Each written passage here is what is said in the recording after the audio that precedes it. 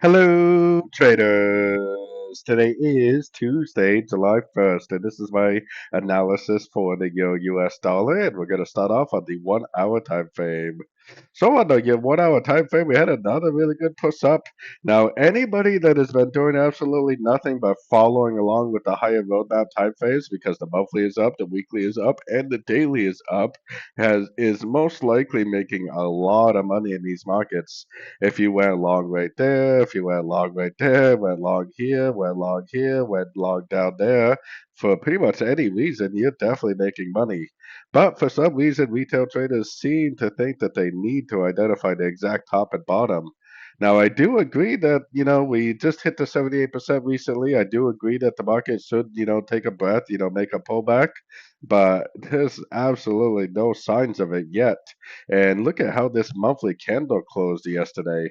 This screams wave three all day long to me.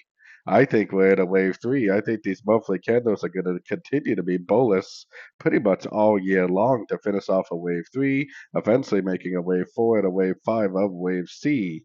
So I don't really understand how you cannot continue to be extremely bullish on the euro dollar. Anything we see to the downside, we need to assume is nothing more than a pullback within an uptrend.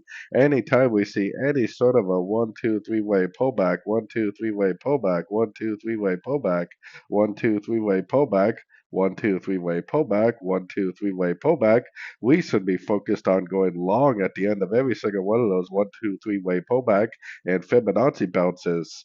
We definitely should not be focused on trying to go short, catching the exact top of this trend. So, anyways, don't forget to check out my free Discord channel, which is linked down here in the corner. Also, take a look at my website, fxpipcollector.com. And as always, thank you for watching and happy trading.